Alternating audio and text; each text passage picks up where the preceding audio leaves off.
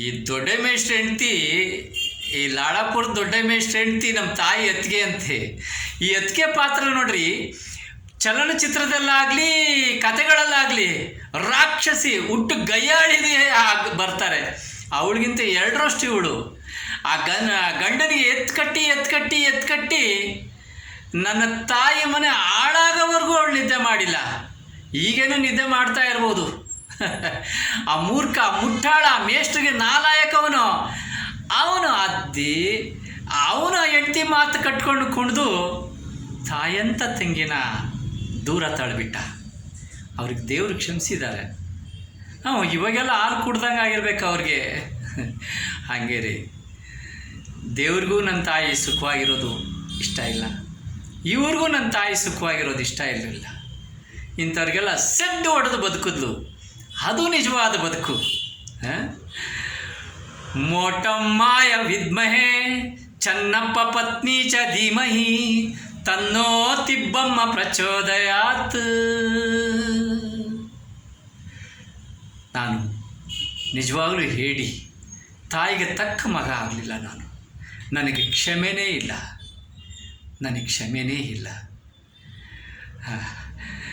ಅವಳನ್ನು ನೋಡು ಇವಳನ್ನು ನೋಡು, ಮೋಟಮ್ಮನ ಸಮನಾರಿಲ್ಲ. ಅವಳನ್ನು ನೋಡು ಇವಳನ್ನು ನೋಡು, ಮೋಟಮ್ಮನ ಸಮನಾರಿಲ್ಲ. ಏನೇ ಆದರೂ ಯಾರಿಗೂ ಸೋತು ತಲೆಯ ಬಾಗಳು, ಕಷ್ಟವ ಸುಖವೋ ಅಳುಕದೆ ಬದುಕಿ ಬಾಳಿ ಹೋದಳು. ಮೋಟಮ್ಮ ಬಾಳಿ ಹೋದಳು. ಅವಳನ್ನು ನೋಡು ಇವಳನ್ನು ನೋಡು, ಮೋಟಮ್ಮನ ಸಮನಾರಿಲ್ಲ. ಗುಡಿಸಲೇ ಆಗಲಿ ಅರಮನೆ ಆಗಲಿ ಇತ್ತು ಒಂದೇ ನೀತಿ.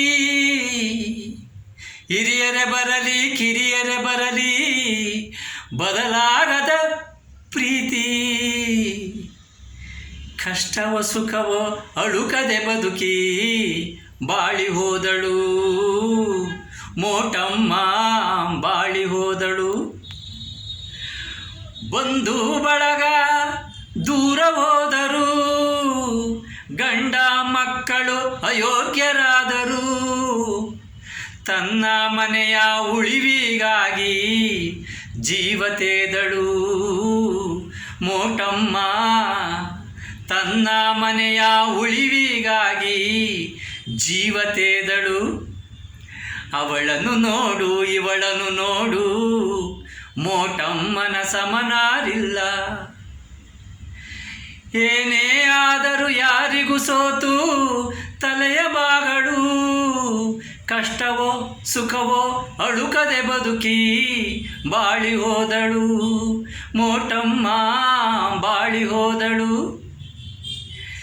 ಎಲ್ಲ ಬಲ್ಲ ವಿಧಿಯೇ ಉಪಕರಿಸುವ ಬದಲು ಅಪಕರಿಸಿ ಮೋಟಮ್ಮನಿಗೆ ಮೋಸ ಮಾಡಿದ. ಎಲ್ಲವ ಬಲ್ಲ ವಿಧಿಯೇ ಉಪಕರಿಸುವ ಬದಲು ಅಪಕರಿಸಿ ಮೋಟಮ್ಮನಿಗೆ ಮೋಸ ಮಾಡಿದ.